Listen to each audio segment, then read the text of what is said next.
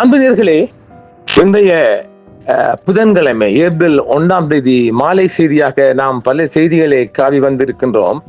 அதற்கு முன்பாக இந்த ஈரானுக்கு எதிரான யுத்தத்தை அமெரிக்க அதிபர் டொனால்ட் ட்ரம்ப் அவர்கள் இதை முடித்து விடுவோம் என்று சொன்னாலும் கூட, ஆனால் அதை முடிக்க வேண்டாம்.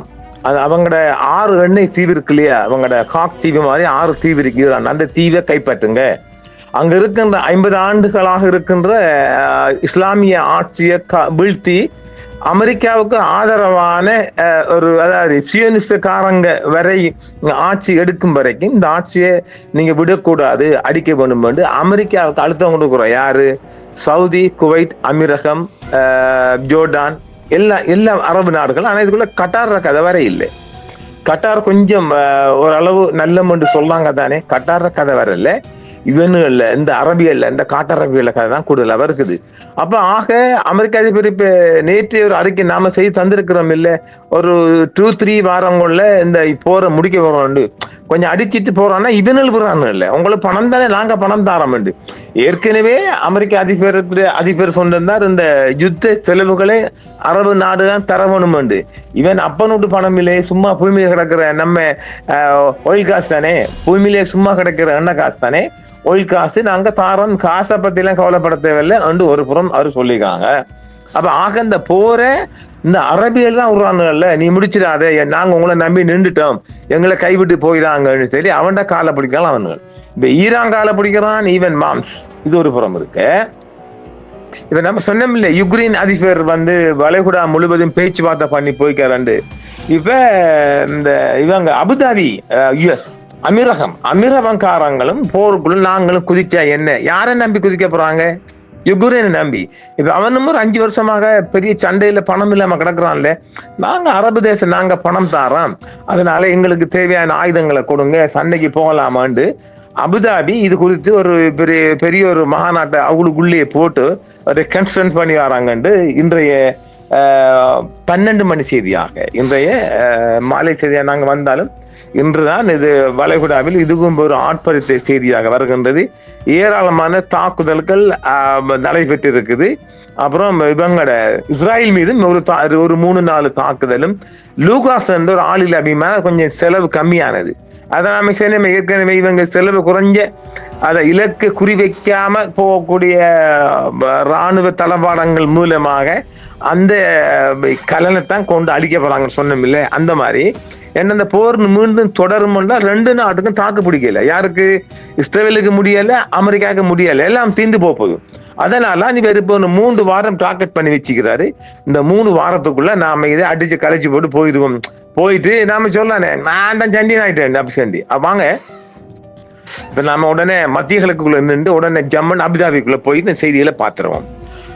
ஹாமஸ் முற்றுகையை உடைக்க ராணுவ நடவடிக்கையை குறைத்து அபுதாபி பரிசீலித்து வருவதாக ஒரு தகவல் வெளியாகிருக்கின்றது. மத்திய கிழக்கு முதல் இன்று புதன்கிழமை 33வது நாளை எட்டியுள்ள நிலையில் முக்கியத்துவம் வாய்ந்த ஹாமஸ் ஜலச்சந்தியை மீண்டும் திறக்க உதவும் நோக்கில் ஈரானுக்கு எதிரான போரில் ஐக்கிய அரபு அமீரகம் இணையக்கூடும் என்ற ஒரு செய்திகள் வெளிவந்த வந்தம் இருக்கிறது. உலகளாவிய எரிசக்தி வர்த்தகத்திற்கு இன்றியமையாத இந்த நீர்வழி பாதை பிப்ரவரி 28 முதல் ஈரானிய படைகளால் தடுக்கப்பட்டு தற்பொழுது அங்கு ஒரு நெருக்கடி நிலையம் உருவாகி தன்னுடைய கட்டுப்பாட்டில் வைத்திருந்து குறைந்த கணக்காக $2 மில்லியன் வாக்கில் டோல் சார்ஜ் சுங்க கட்டணம் அறவிடும் ஒரு தீர்மானத்தையும் நாடாளுமன்றம் நிறைவேற்றி இருக்கிறது. அது நல்ல திட்டம் என்று நான் சொல்வேன். மத்திய கிழக்கு மோதல் புதன்கிழமை இன்று 33வது நாளை எட்டிய நிலையில் ஈரான் போரில் ஐக்கிய அரபு அமீரகம் நுழையக்கூடும் என்ற செய்திகள் வெளிவந்த வண்ணம் இருக்கிறது. ஹாமஸ் ஜலச்சந்தியை மீண்டும் திறப்பதில் அமெரிக்கா மற்றும் பிற நட்பு நாடுகளுக்கு உதவ ஐக்கிய அரபு அமீரகம் தயாராகி வருவதாகவும் ஒரு செய்தி தெரிவிக்கின்றது. இந்த முன்னேற்றம் ஈரானுக்கு எதிரான போரில் நுழைய முதல் பாரசீக வளைகுடா நாடாக ஐக்கிய அரபு அமீரகம் நுழைவதை குறிக்க கூடும் என்றும் சொல்லப்படுகிறது. கட்டி வாங்க போறானா? எந்த தைரியத்தில் அவன் மோத போறாய்? நீ முற்று முழுதாக அமெரிக்காவை நம்பிக்கொண்டு அவன் இப்ப கைவிட்ட மாதிரி இப்ப இவன் யுக்ரைன் பண்ணிக்கிறான், அவன்கிட்ட நம்பி நிற்கிறான் பாவிகள். ஈரான் அல் மண்டு, அதாவது செங்கடல் ஜலச்சந்தியை தடுத்தால் அது உலகளாவிய எண்ணெய் விநியோகத்தை கடுமையாக பாதிக்கக்கூடும் என்றும், ஏனெனில் உலகின் சுமார் 12% எண்ணெய் இந்த முக்கியமான போக்குவரத்து தடை புள்ளி வழியாகவே செல்கிறது என்றும் சொல்லப்படுகின்றது. இது எண்ணெய் விலைகள் உயர்வதற்கும் அப்பகுதியில் மேலும் பொருளாதார ஸ்திர தன்மைக்கும் வழிவகுக்கும். பப் அல் மண்டப் ஜலச்சந்தி இந்திய பெருங்கடலை செங்கடலுடன் இணைக்கிறது. அதை மூடுவது எண்ணெய் போக்குவரத்திற்கான மாற்று வழிகளை கட்டுப்படுத்தி தற்போதுள்ள எரிசக்தி நெருக்கடியை மேலும் மோசமாக்கும் என்றும் அந்த செய்தி தெரிவிக்கிறது. ஐக்கிய அரபு அமீரகம் தனது நடவடிக்கைகளுக்கு அங்கீகாரம் அளிக்கும் ஐக்கிய நாடுகள் சபை தீர்மானத்தை முன்னெடுக்க முயன்று வருகிறது. அதாவது இவங்க ஒரு தாக்குதல் செய்யறதுக்கு ஐநா கூட ஒரு உத்தரவு எடுக்க போறாங்க, எங்க மேல அடிக்கிறாங்க. இதே நேரம் ஈரான் என்ன போய் சொல்லுது, எங்க நாட்டுக்கு அடிக்கிறதுக்காக இந்த வங்கட நாட்டுக்குள்ள இந்த படைகள் அடிக்க, அதுவும் ஒரு சர்வதேச அத்துமுறை இல்லையா? யாருக்கு கிடைச்சுனாப்பானா? இப்ப ஈரான் தனது ஐநாவின் நிரந்தர பிரதிநிதி மூலமாக ஐநாவுக்கிட்ட முறையிட்டு இருக்குது. இப்ப வலப்பிரதேசம் ஜோர்தானுக்குள்ள இருந்து வரல, பஹ்ரைன், கட்டார், அமீரகம், குவைத், சவுடி, இந்த நாட்டு நிலப்பரப்புல இருந்து எங்களை தாக்குதல் தொடுக்கிறீங்க, எங்களுக்கு கிட்டத்தட்ட அது 10,000 கோடி தாண்டும். 10,000 கோடிக்கு அதிகமான ப்ராப்பர்ட்டி எல்லாம் டிஸ்ட்ராய் பண்ணப்பட்டிருக்குது. எனவே இது ஐநா பார்த்து கொள்ள மாட்டான். அவங்க கொண்டு ஈராங்காரம் வந்து கம்ப்ளைண்ட் பண்ணிக்கிறான். நேற்று செவ்வாய்க்கிழமையிலே யாரு கிடைச்சுன்னா பண்ண நிற்கிறார்கள். பல அமீரக தூதர்கள் ஜலச்சந்தியை பலவந்தமாக திறப்பதற்காக அமெரிக்கா மற்றும் அதன் ஐரோப்பிய ஆசிய நட்பு நாடுகள் ஒரு கூட்டணியை உருவாக்க வேண்டும் என்றும் வலியுறுத்தி வருகிறது. அபு மூசா உட்பட மற்றும் அபு மூசா உட்பட அந்த மூலபாய முக்கியத்துவம் வாய்ந்த நீர்நிலையில் உள்ள ஈரானின் தீவுகளை கைப்பற்றுமாறு வளைகுடா நாடு அமெரிக்காவை வலியுறுத்தி வருவதாக ஒரு செய்தி வந்திருக்கின்றது. அத்துடன் குறிப்பிடத்தக்க வகையில் அபு மூசா கிட்டத்தட்ட 50 ஆண்டுகளாக ஈரானின் கட்டுப்பாட்டில் உள்ளது.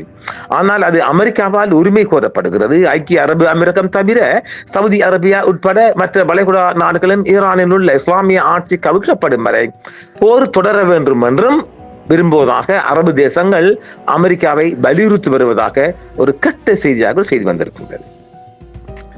வாஷிங்டன் எப்போது இந்த மோதலில் இருந்து வெளியேறும் என்பதை அமெரிக்க அதிபர் தெளிவாக குறிப்பிடுவது இதுவே முதல் முறையாகும் என்றும், அவர் 2 to 3 வாரங்களுக்குள் இந்த போரை முடிவுக்கு கொண்டு வர விரும்புவதாகவும் அவர் தெரிவித்திருக்கிறார். நாரவாய் வேறவாய் மாறலாம்.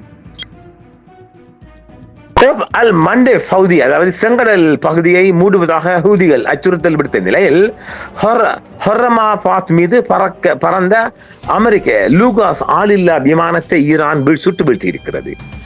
ஈரான் இஸ்ரேல் அமெரிக்க போர் நேரலை செய்திகளாக ஈரான் மற்றும் அதன் பிராந்திய நாடுகளும் பிராந்திய கூட்டாளுடன் 1 மாத காலமாக நீடித்து வரும் அமெரிக்க இஸ்ரேல் போர், அதிகரித்து வரும் உயிரிழப்புகள், விரிவடைந்து வரும் போர்க்களங்கள் மற்றும்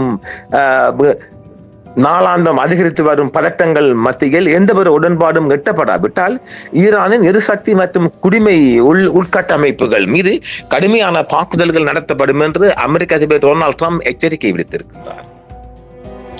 அதை நிறுத்த தெஹ்ரான் எந்த ஒரு பேச்சுவார்த்தைக்கும் மறுப்பு தெரிவித்து வருகிறது. தெற்கு லெபனானில் ஹிஸ்புல்லாவிற்கு எதிரான இஸ்ரேலிய நடவடிக்கைகள் தீவிரமடைந்துள்ளன. அதே சமயம் வளைகுடா எரிசக்தி இலக்குகள் மற்றும் கப்பல்கள், போக்குவரத்து வழித்தடங்கள் மீதான தாக்குதல்களும் தொடர்வதாகவே வருகின்றது. எண்ணெய் சந்தைகள் நிலையற்றதாக இருப்பதாலும் ஹாமுஸ் ஜலச்சந்தி பதற்றத்தில் இருப்பதாலும் ஈரானின் பொதுமக்களின் நிலைமைகள் மோசமடைந்து வருவதாலும் இந்த மோதல் ஒரு முக்கிய மற்றும் கணிக்க முடியாத கட்டத்துக்குள் நுழைந்து விட்டது என்றே சர்வதேச ஆய்வுகள் தெரிவிக்கிறது. ஹூதி அதிகாரிகள் தங்களின் தாக்குதல்கள் தற்போது தெற்கு இஸ்ரேலை மையமாக கொண்டுள்ளதாகவும் மோதலில் வரும் கட்டங்களில் மேலும் தீவிரமடைய வாய்ப்புள்ளதாகவும் தெரிவிக்கின்றார்கள். காசா போர் நிறுத்தத்தை கடைபிடித்து மற்றும் ஈரான் மீதான அமெரிக்க தலைமையிலான தாக்குதல்களில் பங்கேற்பதை நிறுத்துவது உள்ளிட்ட தங்களின் கோரிக்கைகளை இஸ்ரேல் நிறைவேற்றும் வரை அந்த அமைப்பு தனது நடவடிக்கைகளை தொடரும். எதிர்கால திட்டங்களில் கடல் வழி பாதைகளை குறிவைப்பதும் அடங்கும் என்றும் தெரிவிக்கப்படுகிறது. ஹொர்ரமாபாத் மீது அமெரிக்க தயாரிப்பு ட்ரோன் சுட்டு வீழ்த்தப்பட்ட பிறகு லோரஸ்தான் மாகாணத்தில் ஹொர்ரமாபாத் நகரில் அமைந்துள்ள அமெரிக்க தயாரிப்பான லூகாஸ் ட்ரோன் ஒன்று சுட்டு வீழ்த்தப்பட்டதாக ஈரான் தெரிவித்திருக்கின்றது. லூகாஸ் என்பது குறைந்த விலையில் ஒரு வழி தாக்குதல் ட்ரோன் ஆகும். இது பெரும்பாலும் ஒரு பெரிய சேதத்தை கொண்டு வரும் விடயம் அல்ல, சும்மா அடி தொட்டுட்டு போகும் ஒரு விடயமாக பார்க்கப்படுகிறது. இதேவேளை ஈரானிலிருந்து 3 ஏவுகணைகள் ஏவப்பட்டதாகவும் ஒன்று கத்தார் கடல் பகுதி அக்பா 1 எண்ணெய் கப்பலை தாக்கியதாகவும் கத்தார் பாதுகாப்பு அமைப்பகம் தெரிவித்திருக்கின்றது. ஏவுகணை ஏவப்பட்டதை தொடர்ந்து லாஸ் லபான் அருகே எண்ணெய் கப்பல் ஒன்று தாக்கப்பட்டிருக்கின்றது. ஐக்கிய இராச்சிய கடல்சார் வர்த்தக நடவடிக்கைகள் அமைப்பின்படி இந்த சம்பவம் ராஸ் லபானுக்கு வடக்கே சுமார் 31 கிலோமீட்டர் தொலைவில் நிகழ்ந்திருக்கின்றது. இந்த கப்பலின் இடது பக்கத்தில் நீர் மட்டத்துக்கு மேலே சேதம் ஏற்பட்டுள்ளது. கத்தார் எனர்ஜி நிறுவனத்திற்கு குத்தகைக்கு விடப்பட்டிருந்த அந்த எண்ணெய் கப்பலில் இருந்து 21 பணியாளர்களும் பாதுகாப்பாக வெளியேற்றப்பட்டிருக்கின்றார்கள். இந்த சம்பவத்தால் சுற்றுச்சூழலில் எந்த பாதிப்பும் இல்லை என்றும் கப்பலுக்கு ஒரு அரைவாசி சேதம் ஏற்பட்டதாகவும் தெரிவிக்கப்படுகிறது. அதிர்ஷ்டத்தகவல் தான். இதேவேளை ஃபிஷர் வானிலை ஆய்வு மையம் மற்றும் ஒரு கோழி பண்ணை தாக்குதலில் ஆப்கானிஸ்தான் பணியாளர் ஒருவர் காயமடைந்திருக்கின்றார் ஈரானுக்குள். ஈரானின் தெற்கு புசேர் மாகாணத்தில் ஒரு வானிலை ஆய்வு மையம் மீதான தாக்குதல் உட்பட அமெரிக்க மற்றும் ஆஸ்திரேலிய தாக்குதல்கள் தொடர்ச்சியாக நடைபெற்று வருவதாகவே தெரிவிக்கப்படுகிறது. செங்கடல் பகுதி மூடப்படும் என ஹூதிகள் அச்சுறுத்தல் விடுத்த நிலையில் இந்த செய்திகளும் மிக அதிகமான செய்தியாக பிடிக்கப்பட்டிருக்கிறதாக பார்க்கப்படுகின்றது.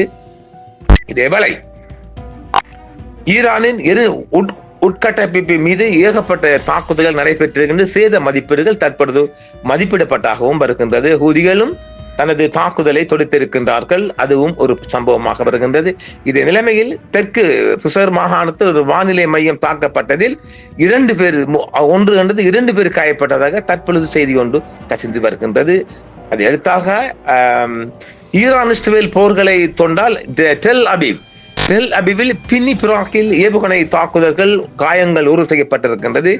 ஈரானின் ராணுவம் தாக்குதல் தொடர்த்திருக்கின்றது. 20 பேர் அங்கு காயமடைந்தது. அதாவது பினிபிராக்கில் டெல் அபி பகுதியில் பினிபிராக்கில் 20 பொதுமக்கள் இஸ்ரேலிய பொதுமக்கள் காயமடைந்ததாகவே இந்த செய்திகள் தெரிவிக்கின்றது. ஆக இந்த யுத்தம் முடிவடையும் பாக்கி இல்லை.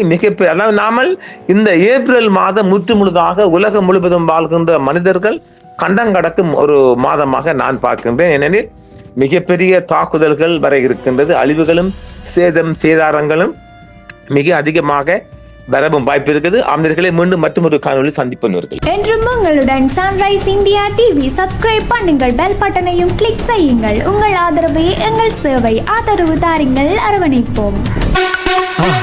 மறக்காம சர்ப்ரைஸ் பண்ணுங்க. தேங்க்யூ.